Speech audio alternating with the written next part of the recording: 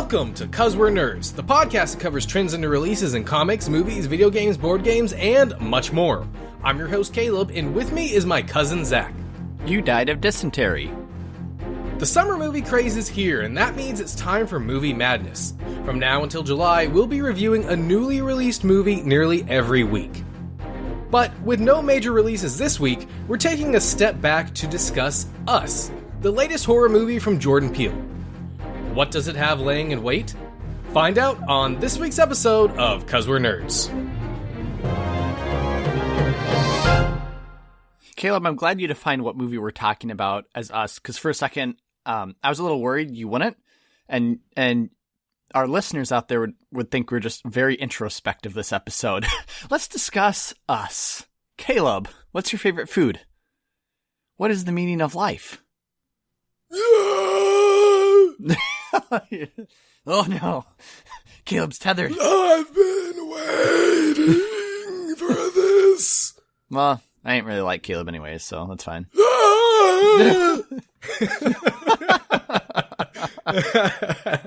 Yeah, Us. Now you are not a horror movie guy, but Courtney is. So is Courtney pretty excited that you were taking her to a horror movie? So I talked to Courtney about this, and actually she informed me that she's done the same thing I've done, which is like high school level, peaked on horror, and ever since kind of gone downhill on it, and she's not a big fan anymore. Really? Okay. Yeah, so I will say, you wanted to see this, or well, you saw this, you wanted to talk about it. Correct. So I went and saw it. This is the first horror movie I've seen in theaters since, maybe One Missed Call. Oh, wow. Like, really way back. There. Yeah. yeah. It's been a while. I don't watch horror movies anymore. I don't like them. Yeah. I'm a scaredy cat, so. Sure. Why would you pay money just to pee your pants, right? Right, like, exactly. So yeah, going into this, I was very trepidatious. Courtney was like, I guess I'll go with you so you don't have to go alone, but she wasn't super excited. So it was a very interesting movie experience for us. Okay. Now going into this, had you seen Jordan Peele's hit movie? Shoot, why am I blanking on it? But his first movie. Get Out. Yes, Get Out. No, I'm telling you, get out. No. Oh. Are you trying to tell your tethered that, or? Yeah, right. No, I have not seen it. I knew that was his first one, and I knew that this was his follow-up to it, but yep. That's about it. I didn't really know what Get Out was about, except for I heard it was almost like a horror comedy. And in fact, I didn't even see a trailer for this movie until the day I saw it, at which point I said, maybe I shouldn't go see this movie. Well, Caleb, I hadn't heard back at all. So when you stated you saw that movie, I knew that was true cousin love. Yes. Caleb here is very committed to the podcast. So if you are a listener out there and you ever wonder if Caleb is committed, he is very committed. He went and saw a horror movie just for this podcast. Just for you, Zach. Just for you. Just for me. If that isn't love, then I don't know what is. Yeah. Yeah. All right.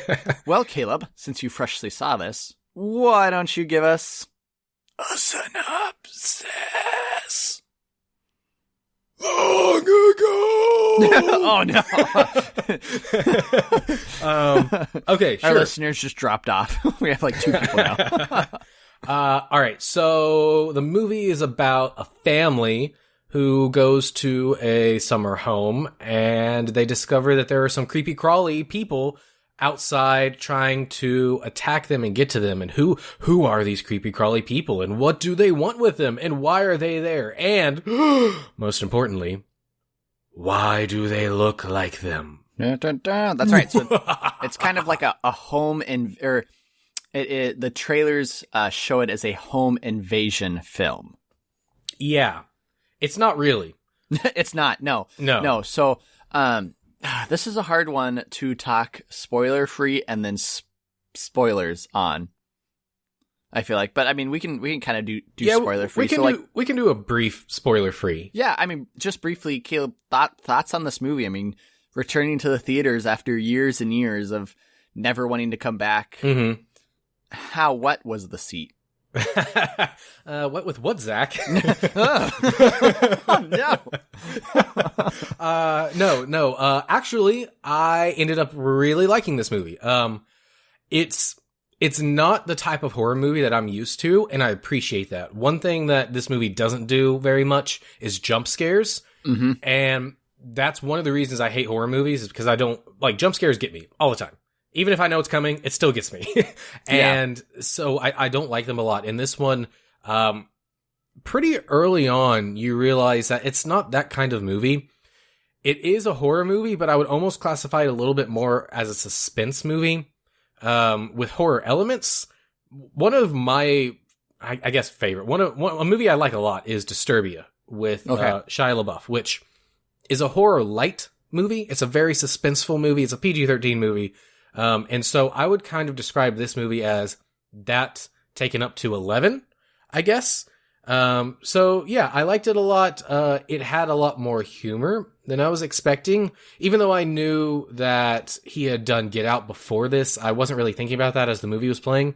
So the humor was good. It wasn't overbearing. It came in right when he needed it. Yeah, like it really did. Yeah, a relief in a horror movie that's kind of intense. I think that one of the reasons I enjoyed this more than a lot of the other horror movies I've seen is this is not a horror movie for the sake of horror. And that's what most of them are, right? You know, you think of B movies or C movies, you think of horror movies because that's what people do because they're cheap to make, quick buck, whatever. This movie seems to be a lot more focused on the story and concerned with what the story is. And that's what drives everything. And I think that that's why Courtney and I both ended up liking it. Okay, so Courtney did as well.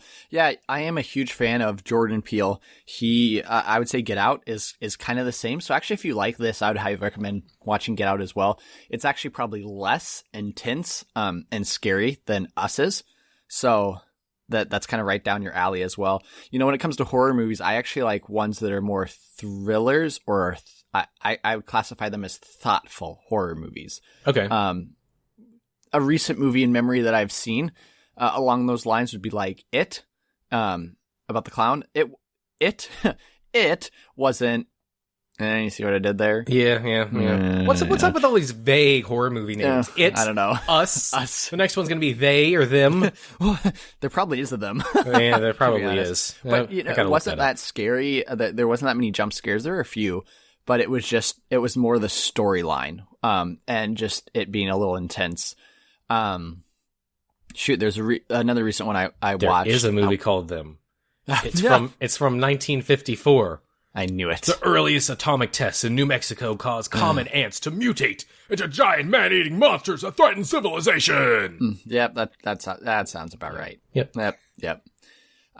No, I thought this was a great movie. A lot of people, don't like this movie as much as Get Out. I think that half of that has to do with this. So what Jordan Peele does in all his movies is he always adds social commentary to it. Get Out was very clear what the social commentary was. This one, it's not as clear and overt. And I think Jordan Peele left it vague for a reason because he wanted you to kind of come up with your own social commentary for it. And so I think that was one reason it's not doing as well. And the second reason, I believe is this one is a little more confusing, not as clean cut as Get Out. But I thought the acting was great, especially from the lead actress. Do you have her name on hand? Lupita Nyong'o, I think. Yes. She does an amazing job. And what's incredible, I did some research for this film, is that, I can't say it without spoiling it. So minor spoilers is that they play the role of both themselves and the people invading their home. So they're playing, they do both they act as both of them, which I think, so as an actor or actress, that is very hard to do. Yeah, I agree. I think that all the people in this movie were really good. There are people in this movie I knew, and I knew that I knew them, like Lupita, who is from Black Panther. And there are people in this movie that I knew that I didn't realize I knew. Oh, there's another one from Black Panther. Exactly, that's what I was going to say. The husband, M'Baku. I don't remember his actual name. I don't either, no. But without the accent and with the glasses and everything, he was unrecognizable to me. He really was. Yeah, so that was really good. What else can we say about this? It feels like it was made on a budget, but that doesn't feel like it hurt it. Like, No. it feels very well made. All of the makeup, although I can't really think of anything super crazy that they did, all of that was good. It's very good at ratcheting up the tension. I will say that. Yes, it really is. It's one of those movies where I want to go back and watch it again. Now, I think that's not necessarily because it was like an Avengers type movie where it's like, oh man, I need to see this again, but just because of how it ended. Yeah. And the major reveal. I almost want to go back and watch it again. You know what I mean. Yeah. This movie ends, and it caused me to have a lot of questions. Mm-hmm. And I will say, and we'll talk about it more in spoilers, but based on what I have thought and what I've talked with Courtney about, I don't know if this is a movie which logically holds up on rewatches, but I don't know if it has to, because it's a good enough movie while you're watching it that it doesn't matter. Like, it feels right. And there are a lot of elements in this movie that you have to suspend your belief. So you have to have a lot of disbelief. Suspend your belief. Whatever. Suspend your disbelief. You have to suspend your disbelief. Wait, what? You know what I mean, right? So you're gonna have nightmares now. But you know, they definitely take leaps in this movie, but I think that's fine. And I mean, it's a horror movie. Right? Yeah. Like, if you're worried about, well, how did they accumulate all those items in such a, like, if that's the thing you're worried about when you watch this movie, then you shouldn't be watching a horror movie. Yeah. Right? Because any horror movie you go into, there's always going to be a trope, right? Like, oh, they tripped at the right time, right? Or they got out of the car, or... Exactly. Like, why did they do that? My questions aren't those types of questions, though. True. And I mean, that's what I love about this movie, is this movie really makes you think about it. It doesn't make you think about us? I know. It makes you think about it? Huh? What? Who? Them! You're making me think about them. Giant ants. Ants in your pants. I will say, you mentioned nightmares. I was actually concerned going into this movie that we were going to come out with nightmares because we went to a 7:00 showing, and so we got out not good after dark. Yep. And Courtney and I came back to an empty house, and I was like, oh no, this is going to be bad. But because it's not a jump scare movie, I did not have that issue. In fact, we had talked about going and seeing a different movie after this, and I was thinking, we should do that to help us forget this movie. So we don't, like when you watch a super scary movie, like it eases the tension to watch something else. Yes. I know what you mean. Like a lighthearted, friendly movie. Exactly. Like Shazam. I was going to say like Shazam, which was actually kind of dark. But yeah, true. The Penguin movie about Fred. Okay. Steve. Have you seen the trailers? That made me laugh. Yeah. This is Steve. It was so funny. His wife left him. One of my friends wanted to see it, and I'm like, they could have just gone out there for a week and filmed like 10 penguins and just named all of them Steve. You'd never know that it's not the same one. You would never know. Yeah. But they did a great job on that trailer. They even made me, I'm like, man, I want to see this about Steve. Like, I don't want to, but I mean, it was a good trailer. Sorry, it made me laugh. It made me laugh. If the narration's like that through the whole thing, I'd be laughing through it, and I'd be like, I wouldn't mind. If Happy Feet were more like that, I would have enjoyed Happy Feet a lot more. True. Anyway, I did not have horror movies. I didn't have nightmares after this movie. So, all right. Well, I think we have pretty much talked. Yes, we've talked. So time to talk more. Woo! This time, woo! Talk about spoilers. All right, so the big spoiler... Yes, in case that wasn't clear, we're going into spoilers for this movie that's been out for like 3 or 4 weeks.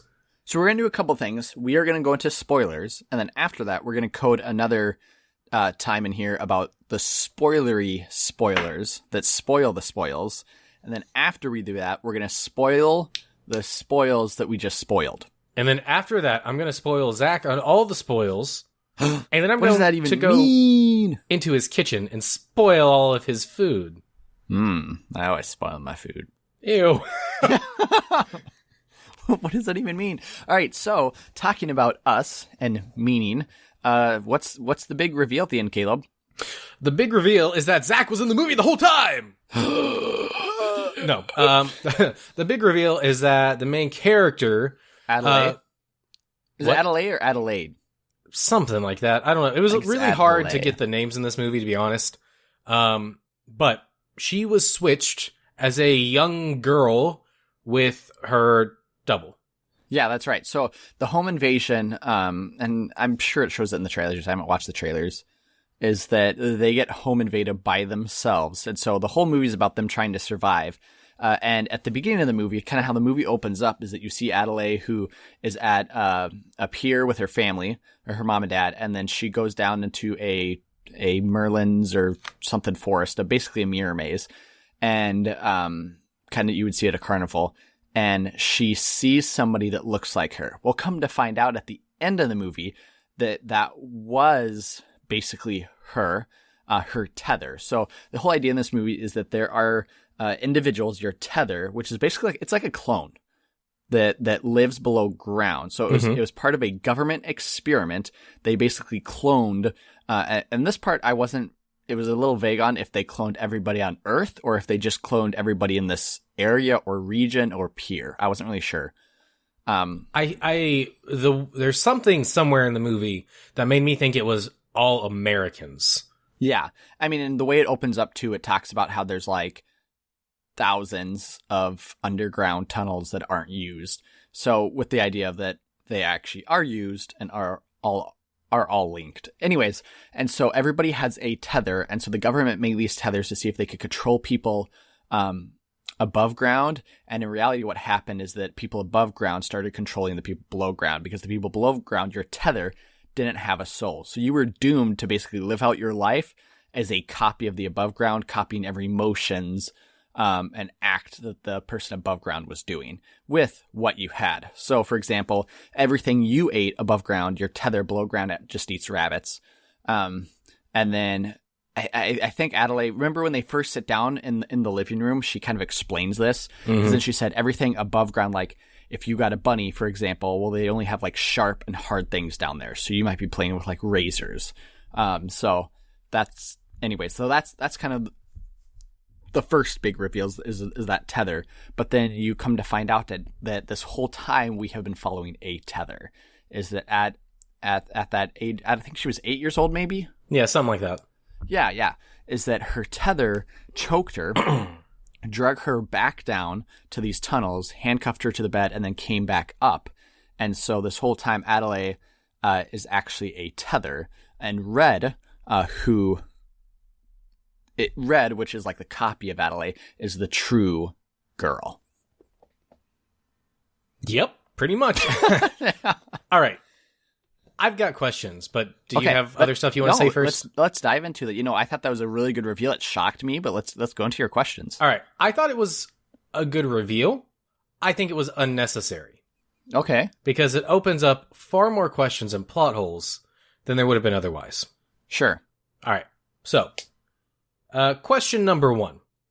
We see later on in the movie when she goes down into the tunnels, there's an escalator. Yes. That is going downwards. First off, yes. If you were a scientist doing all of this, why would you put a door to your secret underground lair in this fun house? So, I mean, a lot of what Jordan Peele does in this, again, it's very allegorical, and that's why you can't really take a lot of the things in this at face value. So, like the whole mirror maze, a lot of the things in this movie, it's about the idea of us together, tethered to somebody else, right? And so the mirror maze is like it's one person, but you're also looking at a reflection of you. So that's kind of why it was built in there. Again, it's more allegorical than actual reality. And then you look at the escalator. Well, why would they have an escalator down there? And is that the only escape mechanism that's stopping all the tethered from escaping? Well, yes. But the escalator's another allegory. It's the idea behind that. It's kind of like the American dream, right? Your idea is that, well, you should be able to crawl up the ladder of success. And so Jordan Peele uses an escalator, showing that like it's really hard to crawl up that escalator success because it keeps forcing you back down. So it's easier to fall down than to climb up. Okay. I'm good with all of that symbolically. And I can even sort of go with why there's a door to this thing, even though that's ridiculous. But when they meet each other, if these two girls are tethered and they do the exact same movements, how did the other girl get up the escalator? Because so that's the thing I'm a little vague on, but what I do know is that Adelaide seems different. So everybody else seems like they had to follow their tether, except for Adelaide and Red. It seemed like she was a little bit different. Like her tether was a bit different, and so was Adelaide. And so it was almost like her tether had some free will to start out with. And they allude to this in the movie about how she's a little bit different. And so when they switch, and this, I mean, the switch makes sense because this is why they're doing everything, right? And so she chokes her. Okay, then they go back to like living her normal life, but in reality, she's the tether, right? Mm-hmm. So that's why and like going through it, there's actually Peele leaves some hints throughout the whole movie. So for example, like the mom can't clap on beat in like the film, like she claps at the wrong time. And then when they're at the beach, she's talking to their friends. I think the name's Kitty, and the Kitty's like, "Oh, like you're not talking much," and she goes, "I have a hard time talking." And so at face value, as the audience, we take that out like, "Oh, okay, you're just shy." Well, no, like she actually literally has a hard time talking, like speaking, because she grew up for like first 8 years of her life in this underground where she can't. Now flip that on the other hand. So the real Adelaide, who's now the tethered living underground, like she's now the only one underground that has free will. So she became like the savior of all those people. So she was able to hatch the plan, supposedly like gather all those scissors, all those red jumpsuits, tell all of them what to do, and then break them out so that they can, go on this huge plan. Mm-hmm. Okay. So I gotta admit something. I actually knew how this movie ended before I went into it. Oh no. I listened to a podcast weeks ago that included this movie because I was like, I'm never going to see this movie, so yeah, whatever. I don't care. And then you're like, oh, let's do this. I was like, oh, okay. So knowing how this movie played out, I still enjoyed it, which is a testament to how good this movie is. Yes. But because I knew certain things, I looked for stuff in the movie. Sure. So I was a little bit more cognizant of some of these things. There were a couple times where during the movie, there were other hints as well that she wasn't who she appeared to be. Yeah. But one of my questions is, why was this never brought up when they came back up?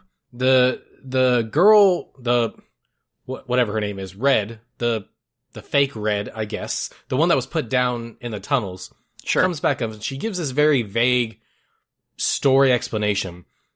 Going back after knowing what happens, it seems like that was just purposely written vague, when really she would have come out and said, you stole my life, or, like, it seems like it was forced, that nothing was specifically said about them being switched, because both of them know they were switched. I mean, it's pretty blatantly obvious. Yeah, no, you're right. From a like, again, it was done more for the story and surprise element versus that, in actuality, she'd be like, why did you do this to me? Right. And instead she tells her like a story. And so it's played up more for the audience. You're right, that it doesn't really make sense. But what I find fascinating about that is it gives us a glimpse of the tethered life. Right. And so, for example, she talks about like, you had like a kid or whatever, like I had to basically do a C-section by myself, which then when you start thinking about it, you're like, oh, like, this is kind of nasty. Yeah, but I didn't even have to think about it very much. but I think as you think about, this is what I love about the movie. As you think about that, you can connect more dots, which seem more and more interesting. So, for example, let's take Jason. He's the kid. There is a theory floating around that Jason is also a tethered. So the real Jason who wears the plastic mask was actually switched. I think that's completely false, and there's a lot of evidence to prove that's false. Anyways, the other what's he called, like Animal or something? I don't even know. With the Oh, has, yeah. like a temper and has Mask a burned Boy. face. Yeah, Mask Boy, right? Well, let's call him Mask Boy. I like that. So let's take that. Well, why is Mask Boy burned, right? Why is he obsessed with fire? Well, what was Jason doing last summer? He had that magic trick, right? Which was like that lighter and that flicked the light on. And he kept trying it and the light wouldn't come on. And he kept holding it really close to his face. Well, what would have been the equivalent? Well, Mask Boy was down in the tethered using matches, burning his own face off, while Jason was up there looking really closely at this light, right? And so that's how dark. he got. Yeah, so that's how he got burned face. So it's stuff like that you're like, oh, once you stop and you think about it, you're like, oh, this is no wonder they want revenge. Like that, that was bad. And then it you can start connecting, a few more dots. So like the Adelaide that we see at the beginning of the movie, which is really a tethered. Everybody else is eating fast food. She's eating strawberries because she was forced to eat rabbits the first 8 years of her life. So she's like, I'm not, she's supposedly a vegetarian now because she had to eat just raw meat. Mm-hmm. And stuff like that. It also makes sense then when the real Adelaide comes back up. If you notice, she's the only tethered that actually speaks English. And she's smarter than the rest of them. She's the tethered giving commands. She's the tethered who's able to speak some English. Not very well. And I think that's for several factors. A, her vocal cords basically got smashed when they got switched, right? Because she got strangled. And then B, she's been living like X amount of years underground where nobody else speaks English. So she hasn't spoken it since she was 8 years old. Right. Yeah. And stuff like that, I think is really good. I think there is very strong connections between those, and they're very well thought out. One thing that I don't think we get an explanation for, and I don't think it's thought out, and I think this is a really big plot hole, is she took the girl down there, and I think she handcuffed her to her bed or something. Yep. After she got out of the handcuffs, why didn't she just leave? It doesn't seem like it's very hard to find those escalators. True. I think it's, from what I have read and how people defend this, and I would agree with the defense that she's like 8 years old, she's a shy girl, and now she's like amongst a bunch of strangers, and so she doesn't really know how to escape. She doesn't know where to go. It's like, so she's just this small girl, and now she's like trapped here. And we don't know how long she was handcuffed either to the bed before she realized. So she was just trapped down here until she hatched a plan to escape. Now, is that a strong thread? No, it's pretty weak, but I think it's really the only one that makes sense. Yeah, and I think that's, if I were to make complaints about this movie, those are my complaints. It seems like there's a lot of gaps in logic that we're expected not to really pay attention to.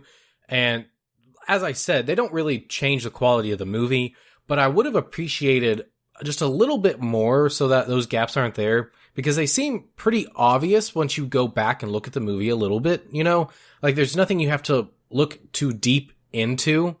So I would have liked that a little bit more. One question I had is, assuming that the girl is correct and they were cloned by scientists, which they actually never give a solid explanation for. Yeah, they don't. No. That's what she assumes. If that's the case, I would have thought that they would have eliminated all of their test subjects instead of just leaving them underground to grow. I mean, scientists are pretty smart. They would know that these people are just going to end up multiplying, It's like, have you seen that? It's a little cartoon meme, and it's of a boardroom, and there's a bunch of guys in the room, and then there's a panel where one guy says something, and then another panel where like the boss is in a suit and he's like glaring at the guy, and then the third panel's like him getting chucked out the window. Do you know what I'm talking about? No. You'll have to look it up. Anyways, that's how I kind of foresee the science. Like, any great questions, and the guy, maybe we should kill our test subjects so they don't come up after years of of being tormented and kill us. And then everybody glares at him and he gets thrown out the window for his bad idea, right? Like I could totally see that happening. Anyways, yeah. You're right. So when you think of some of these things, like I explained, like with the fire, some of those explanations are like, oh, this is really dark. This is really interesting.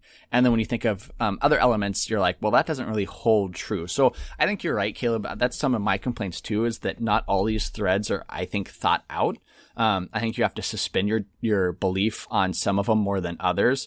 But again, I think that's not the strength of this movie. I think the strength of this movie is just how allegorical it is, and how when you connect those dots, some of the things like, you're like, oh, that makes more sense. So for example, I just have like a couple other instances is that, so you see like 11 or 1 or 11 a lot, right? Like for example, I think there's a Bible verse, Jeremiah 11:11. And so that one, it's kind of creepy because it's, behold, I will bring evil upon them, which they shall not be able to escape. Though they shall cry unto me, I will not rescue them. Right. So it's like, that's part of like them coming to the top. But then it's also that it's the allegory of 11, 1. They're the same. They're us, but they're together. Right. And so it's like scissors. They're two sides of the same thing, right? That need to be together. And they're basically the same exact right? So I mean, it's all that. It's almost like this movie is an art house movie masquerading as a mainstream horror movie.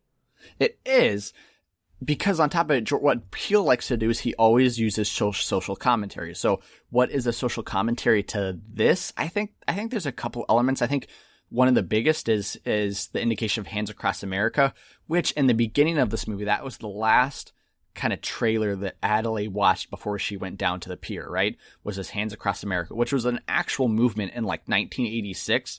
And it was supposed to fight homelessness and hunger, and everybody would give $10 and then join hands. And it didn't work. It was like a terrible, like, it was, because how can everybody join hands to form across America? Well, that's great in like cities like New York and Los Angeles, but it falls apart when you have to, cross deserts and Wyoming and Colorado, right? Like it's not going to work. And so it ended up almost costing us like, at least, I think it was like half of what they made went into the costs of it. It only raised a small portion of what they're trying to raise $100 million. They raised like $5 million. Like it was just this total disaster. Anyways, it was the idea of like helping people who are other, right? And so like the whole meaning behind this is the other, the tethered, right? Like the forgotten and the marginalized people in society is, I think, so one part of this is like the forgotten and marginalized people in society is that Peele's trying to say, well, if you give them, if you give them opportunity, they can succeed, right? Because for example, Adelaide, when she went down, the tethered came back up, and you saw that the tethered was able to like dance, right? Like even though she was originally like spent 8 years of her life down below, when she came up, she was still able to like dance beautifully, right? So it's like, oh, she was able to succeed in her life when she finally came up. I think the other element to this too, and I think it's kind of at the end, is that Adelaide, or the tethered, thinks she like, nobody knows that she is the tethered, right? Because she's driving with her family, they're escaping, except the boy, Jason, like looks at her, and that's like that moment you're like, oh, he knows, right? And then he like takes his mask and he like pulls it down.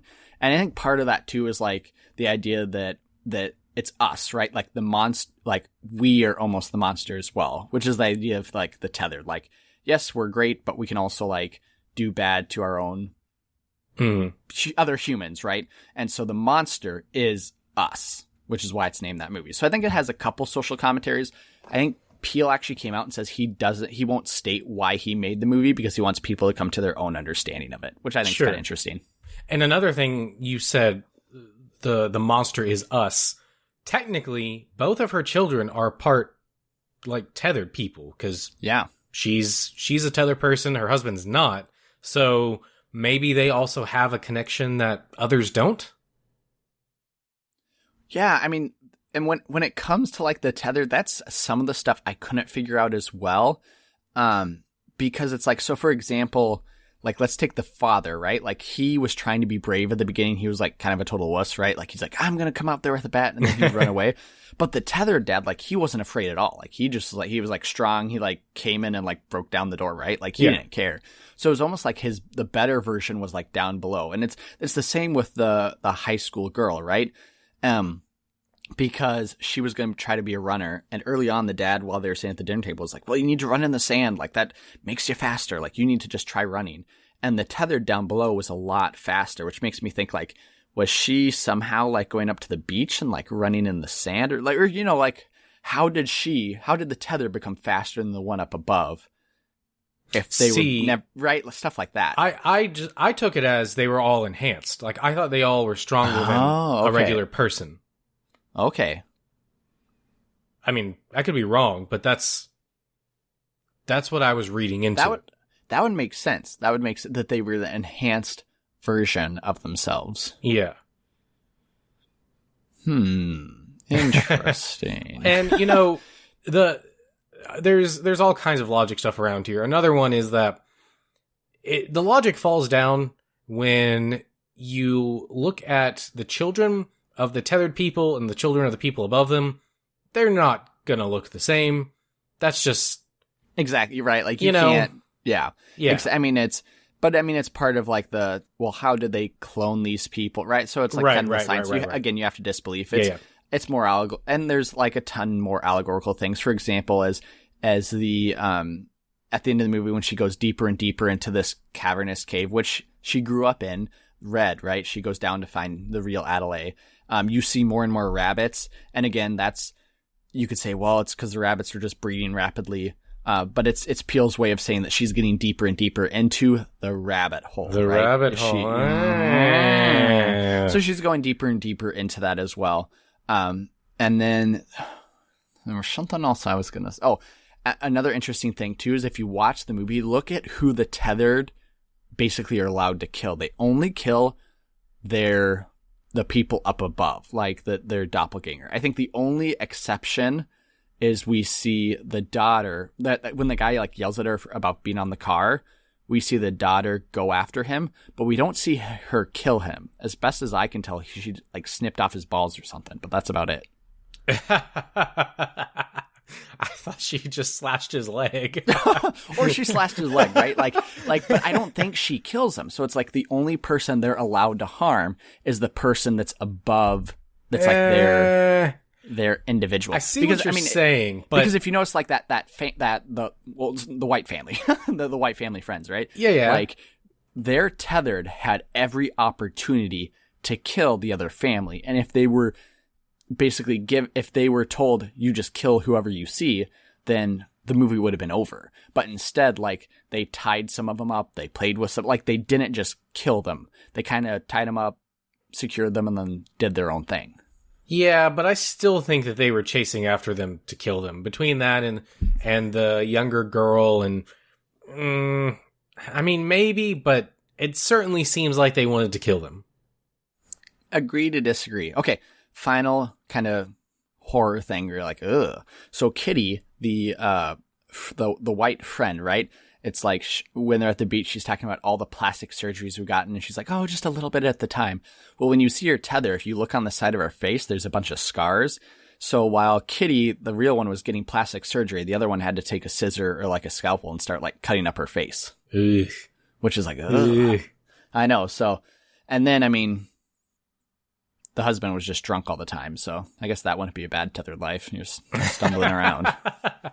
Yeah. So, okay. So we're led to believe that these people underground are doing the same stuff the people above them are. Let's take this for a moment and put it in the real world.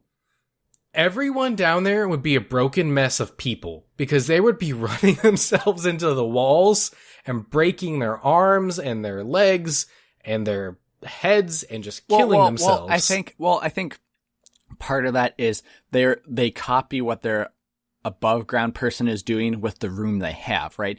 So they want it, like, if you're walking straight and the hallway ends, they want to just keep walking. They would turn around, right? And, like, continue to walk or walk in place or whatever, right? Because there's nowhere else to go. Okay. It looked like when she was dancing down there that she was running up against the walls, but maybe not, because I was looking for that, and nowhere else in the movie did it look like they were running into walls. I don't think she was running into walls. It was just more, she was stuff happened. All right, last logic question. Look, man, you don't have to get so coffee on me. Okay. So at the beginning of the movie, the girl is super afraid to go to the beach. And we think it's because she had a traumatic experience at the funhouse thing.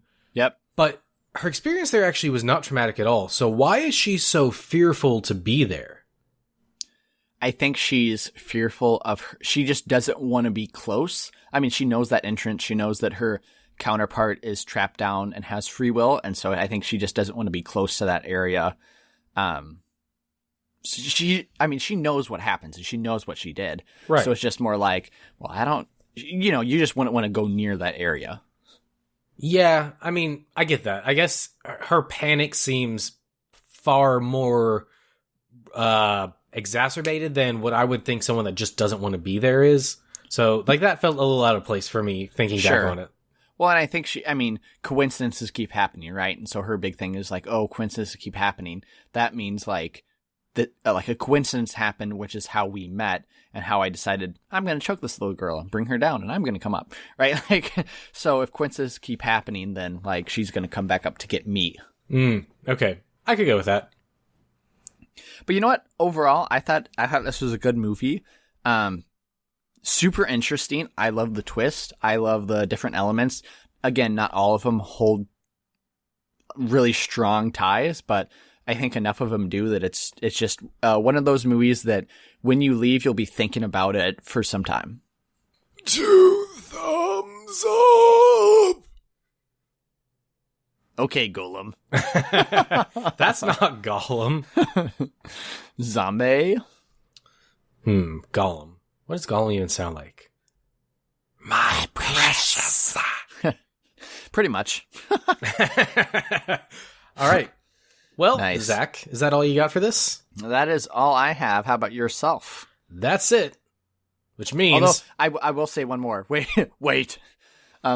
This was a pretty interesting... So I read this comment, and I just wanted to state it on here because I thought it was interesting. And the comment was, will Jordan Peele be the next M. Night Shyamalan? And the reason for that is that M. Night Shyamalan, his first movie, was seen as a great movie. And I believe that was Sixth Sense. That was his first one he directed? That's the first big one, I think. Yeah, I can't remember. Anyways, he directed a really good one, which is that. His second one was Broken. And that got kind of mixed reviews. Some people liked it, some people didn't. And then the next one he directed was Village, which I actually like that movie. A lot of people did not. That did terrible. So the question is, will Jordan Peele be the next M. Night Shyamalan? His first movie, Get Out, was critically praised, did really well. The second movie, Us, is kind of a mixed bag. We both liked it, but a lot of people didn't. So the third one then is if he makes a third movie, if it's really bad, are his next like 5 just going to be disastrous? I don't think so. Just real quick, for the record, Sixth Sense wasn't his first movie, but it was one of his first big movies. Yeah. True. I pulled it up. Anyway, doesn't matter. I don't think so, because I think M. Night, he makes a certain type of movie for himself that I wouldn't call them artsy. I would call them like M. Night Shyamalan movies specifically. Like, there's just something he does. Yeah. And I feel like Peele's movies are much more artsy. I feel like they have more of what a general director or artist or Oscar organization looks for in a movie. So I think they're going to be held up with higher regard than what M. Night has done. I would agree. Also, next question. Would you ever, in light of the fact that yesterday, Avengers Endgame just came out, and we'll have seen it by then. Would you ever like to see an Avengers/Marvel movie that is more horror-esque? So maybe more of a thriller. Obviously, they won't do like a slasher, but more of like a thriller. And I'm thinking you could do something with like Transylvania and vampires, or you could do something with the underworld. Yeah, definitely. I would totally watch that. In fact, before this movie, we saw a newer trailer for Brightburn, and which is yes. If you don't know, that's the Superman. It's basically Superman gone bad. If he was evil, yeah, right. But it's not actually Superman, but basically it is. James Gunn is producing it. And it looks like his brothers wrote it. Apparently he's got more than one brother. Oh, really? Okay. Yeah. Anyway, so that came up and Courtney was like, I am not going to see that. And I'm like, no, I actually really want to see that. It looks super scary and I might need to see it in the middle of the day, but but I want to see it. I mean, Yeah. it's a really interesting concept. yeah, I mean, it's something that's been done a lot in the comics, but we've never seen it on the screen. And it's kind of like what New Mutants was supposed to be, you know, a Marvel horror movie. And I think that things like Blade lend themselves to that a lot. Morbius, the Living Vampire, which they're making a movie of, so we'll see. Even Venom a little bit, but they didn't do that as much in that movie. No. So I definitely think that's something that would be awesome. I would really love it if they kept expanding their genres. Like, I would like to see a true comedy. I really liked Powerless. Or was it Powerless? The sitcom? The DC sitcom? I think it was Powerless. Okay. I really liked that. And it got canceled after one season, so I guess most people didn't. But I would love to see stuff like that. And I think one story arc in the Marvel comics that would but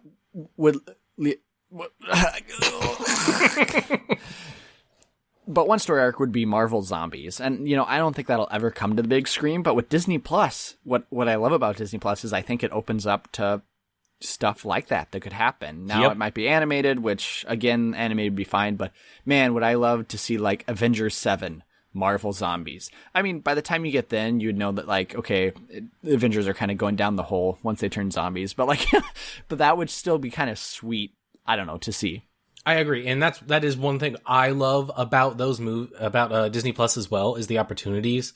In fact, I've been telling people for a while now, DC is doing Joker, which is a completely separate movie from their cinematic universe, and I don't think Marvel has the luxury to do that based on how they've built up their movies. No. But I would have loved to see them do what if movies or what if TV movies even, or maybe a mini series about things that either more closely adapt storylines from the comics that we can't get because of the way the MCU has turned out, or maybe just completely different things that they're not willing to do a real movie on, or that we won't be able to see. I think that would be amazing. I'm pretty stoked that they're doing Joker the way they're doing it, because that opens the doors.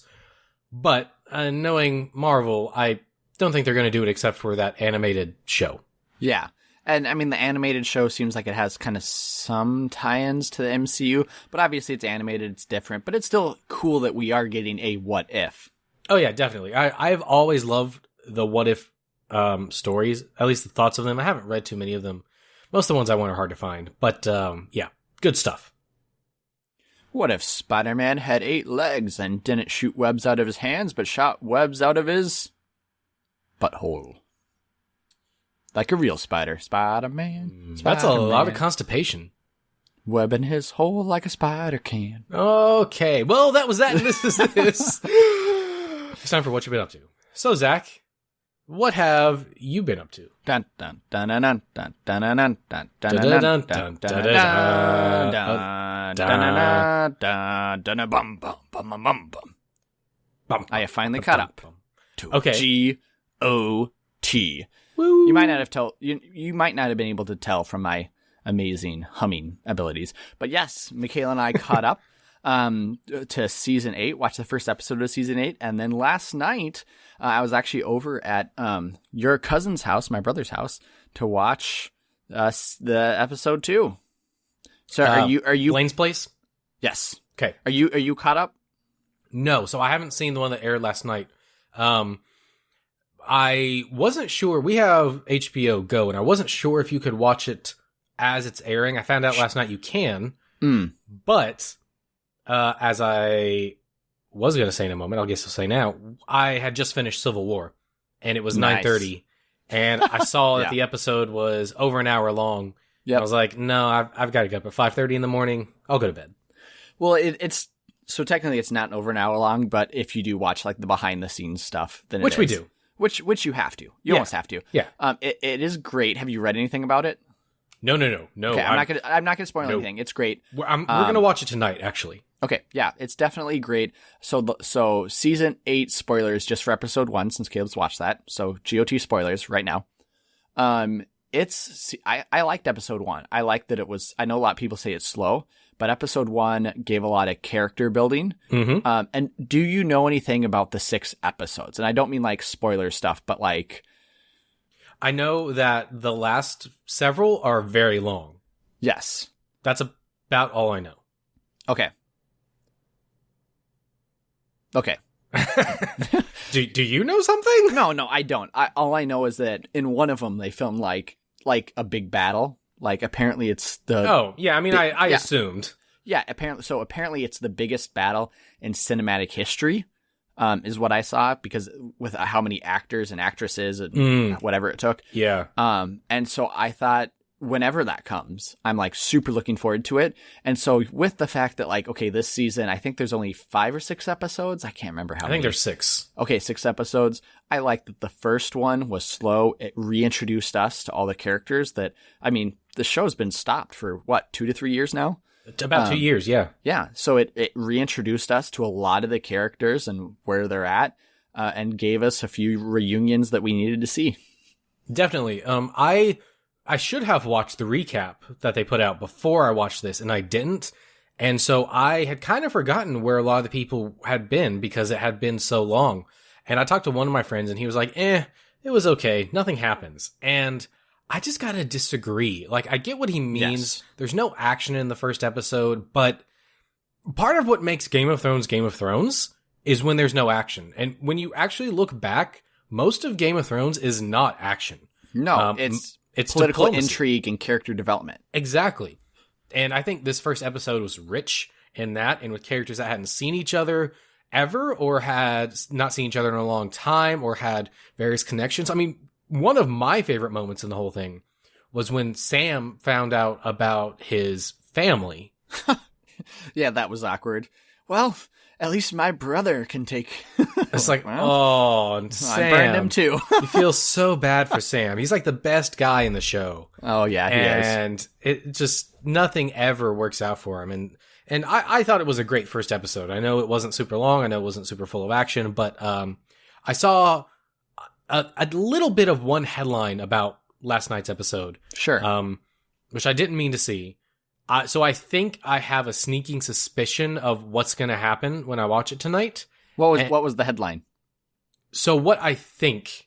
Yes. Yeah, tell me what you think. I'm not going to say anything. Again, spoilers, even though this will be out almost a week after the episode aired, for episode 2.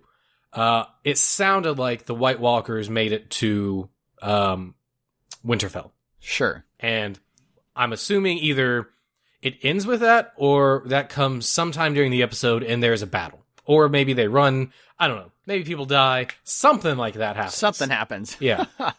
Yeah, you know what? I will say I liked episode 2 better than episode 1, but they're both really good. You know, and going back to episode 1, I think people need to just stop the notion of no action equals a filler episode, because that's not true, right? Is we definitely need character development. We need this world building. And just because in episode 1 nobody gets their throat slit doesn't mean it's a bad episode, right? Like, just because there's no I know red what wedding, you were thinking. doesn't mean it's a bad episode. You're right. It's Yeah, we I agree. need all of that. Plus, there's 6 episodes, so you know that something's going to happen in the later episodes. So just be patient. It's okay. Yeah, and most, like the last 3 or 4 are like an hour and a half long. So I expect one of them to be almost entirely a battle. Exactly. Now, 2 questions to end this Game of Thrones discussion, Caleb. Question 1, who will end up on the Iron Throne? And question number 2, will they end? This is like an Infinity War prediction, and you were right on that. So I'm going to see if you can be 2 for 2. You were almost right. But will they end season 8? Will they end the last episode, pan up to whoever is sitting on the throne, put the crown on, and ending? Or will they do that with episode 5, and the last episode, episode 6, will be tying all the loose ends together? So, like, we'll know who's on the throne, and this will happen, and that will happen, and this will, and they'll tie all the loose ends. So, like, we'll know who's on the throne by the second to last episode, with the last episode just being ... Okay. I'm going to throw a curveball in here. Yeah. I don't think anybody's going to sit on the Iron Throne. The king? I think the Iron Throne and maybe the whole palace is going to get wrecked. Ooh, it's going to get Shrek'd. Yeah. Shrek's going to come. Surprise, there's a Shrek White Walker. This is my swamp, donkey. That was a terrible accent. I know. Well, I mean, that'll dragons, do, donkey. That'll do. Dragons in Shrek, dragons in Game of Thrones. This has been verified. Hot Crossover. Scoop. A hot scoop right now. If we get quoted, you know where this came from. That's right. Shrek in Game of Thrones. Donkey. Yeah, I think they might throw us a curveball, and nobody sits on the Iron Throne. Now, wait. You need to define that. Does nobody sit on the Iron Throne because it got wrecked by the White Walkers, or does nobody sit on the Iron Throne because Cersei decides to blow everything up, or does nobody sit on the Iron Throne because somebody else comes in and takes it over and then dismantles it all? No, I think it gets wrecked in a battle. I don't know if it's the White Walker specifically, or if it's maybe a defense mechanism they have to do. I don't think anyone's going to sit on the throne made of swords. That said, I think someone is probably going to be the king or the queen. Who that is, I don't know. It would be very satisfying if it were Daenerys and Jon, but at the same time, that's not super cool anymore, given how they're related. Yeah. Ugh. Yeah, so, I don't know. A part of me wants to think that someone we don't think is going to take the throne. Maybe like a Sansa or someone like that. Sure. And that maybe Daenerys and Jon both die for real this time. I don't know. I like it. I like it a lot. And then finally, will it pan? So and be a. Yes. Yeah. I'll sorry. keep cutting you off. I don't think it's going to end I don't think it's going to end with the shot being someone sitting on a throne. I think that shot will happen, and it'll probably be towards the end of an episode, but I think there's going to be other stuff before that. Maybe they pan out to show the whole land. Maybe they deal with some other characters. I don't know, but I don't think that them sitting on the throne is going to be the very last shot.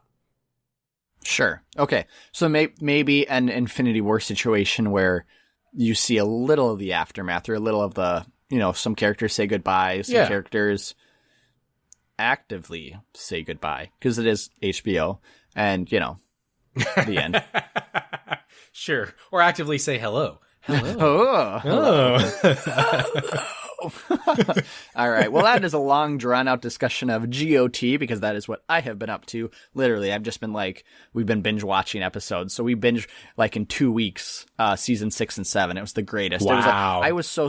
We ended the last episode of season 7, and, the I call him the Witch King because he rides a dragon now. So I'm like, well, it's basically the Witch King. Yeah, Agmar. yeah. So the White King Walker, the Night King. That's it. The Night King breaks through the wall, and I'm like, oh man, I wonder what's gonna happen next episode. And I'm like, oh, we're in season 8. That must have been nice. I had to wait 2 years. I was gonna say, but then the episode was right there, so I'm like, all right, let's watch it. Yeah, it was fantastic. Anyways. That's what I've been up to. Caleb, what you been up to? Oh, man. Well, I talked about a lot of what I've done already, actually. Game of Thrones. I watched Us. I watched Civil War. I ended up skipping Age of Ultron because I was running out of time, honestly. And so I watched Civil War last night. I'm going to watch Infinity War either tomorrow or Wednesday before Endgame, just so I have that fresh in my mind. Oh, yeah. Civil War, by the way, better than I remember. It's great. Well, it's top 3 for me. Where did it land on you? I don't remember. I got to go find my list and make sure it's updated for Endgame, actually. Oh, no. I was thinking about that the other day. Yeah, Civil War's still great. Other than that, Courtney and I jumped back into Naruto yesterday. We had been watching Naruto Shippuden pretty heavily last year, and then we fell off because of Dragon Ball, and then we just fell off of all anime. We started again. We watched, I don't know, maybe 15 episodes yesterday. We're very close to the end. I'm very excited because she can actually look at stuff without being concerned about spoilers now. Nice. And yeah, the dub is actually going to finish in June, finally, I found out. So that's been a long time coming. So that was good. And then... Wait, so you dub it? You don't sub it? Correct, for Naruto. You pleb. Yeah, well, you Such don't a even pleb. watch anime. You don't have the rights. I was just going to say, what are you talking about? My life's an anime. I walk into work and I'm like, my lady, and I tip my fedora. And then I go to my desk and start typing and I like hear an anime theme song. Moving at the speed of sound.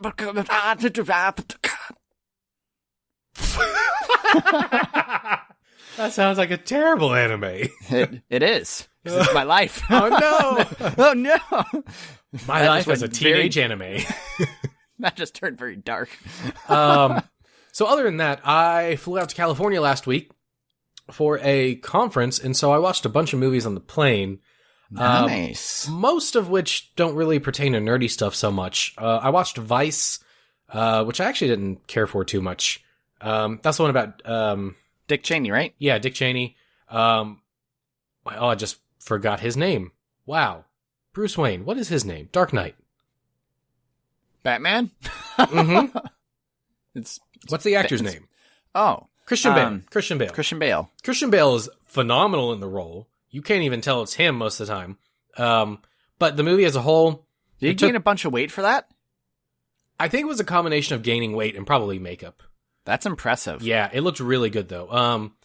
The movie itself, it's too long. It's not what I expected, and it takes a very strong political stance that I was not expecting. Oh, that's the worst. That's the worst. So yeah, it was okay. I did watch a movie called Free Solo, which is a documentary which made my hands sweat super hard. Ooh. It's about a guy climbing El Capitan, which is yes. a mountain with no ropes. Oh. Why? It's so soloing. Free soloing is what it's called. Like Okay. that's climbing that a would make mountain sense. Yep. with no ropes or anything, and no one's ever done El Capitan, because you will die, and it's all about the lead up, him training for it, and if he does it, and how it goes. And I won't spoil it, but man, I was watching on the plane, and my hands kept sweating, and it was so nerve wracking. Let me tell you. And then lastly, I watched The Green Book, which won a bunch of Oscars. And that's the only reason I watched it, because it was available on the plane. And it was actually really good. It has Viggo Mortensen from Lord of the Rings and Yes. Mahershala Ali from Luke Cage. So highly recommend, actually. Very good. That's it. Caleb, what you made me think about, so if you want to watch a horror movie that's kind of like what the Free Solo like you talked about, The Descent. So it's like a group of female spelunkers, right? I think I remember the trailer for this. Yeah, they go out into a cave, and what I love about this film is like it's super intense because the first part of it is like, oh, this is an older movie, actually. it is 2005, Yeah, right? So the first part yeah. of it's like, oh, they are just trapped underground, and like just like the fear factor of that, like equipment, nobody really knows where we are, we need to get it, so it's like it's an intense thriller, and then something else happens that kind of shift the movie, and it continues to get more and more intense. And so it's not super scary, but it's definitely one of those movies where your hands are really like sweating the entire time, and you're like, oh man. Fun fact, when I was in high school, I did graphic design pretty heavily, and we had a bunch of movie posters hung up in the room, and this was one of them. There's one of like all the girls, and they make a skull. They make a skull. Yep. Yeah. Super interesting. Yeah. So Cool. I don't want to see that. I'm going to force you to see it. Oh no! Well, while you're forcing me to see that, we do want to say thank you to Taylor Poole for our opening intro music. You can find him at taylorpoolemusic.com. That's TAYLORPOOLE music.com. And when I'm not forcing stuff to... I don't know Oh, where no! I was going. Where I'm not forcing Caleb to do stuff, I am usually watching CNC Power Hour. You can find them on Facebook, or they stream Twitch. They Twitch stream. You can find them on Twitch. You can find them on Twitch, and sometimes they book their face.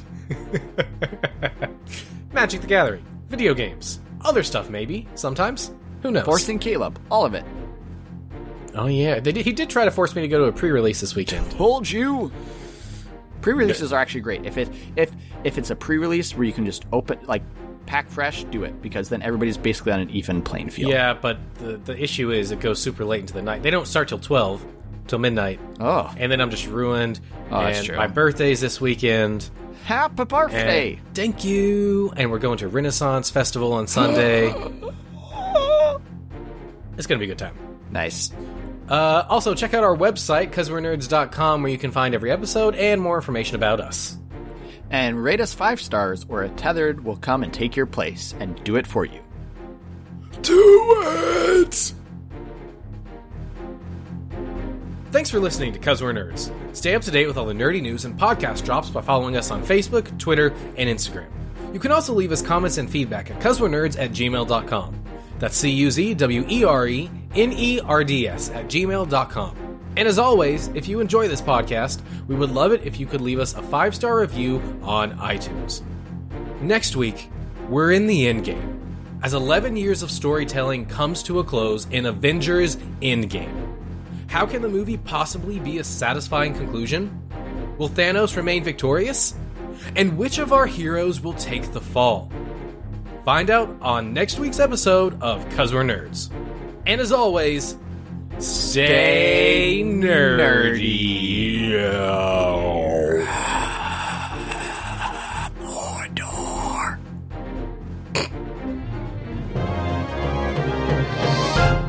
I'm Bilbo Baggins.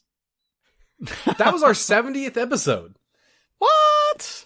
Yeah. Nice. Soon we'll be as rich as when we started. 70-year-old lady. Nice. Who is widowed and living on the government support.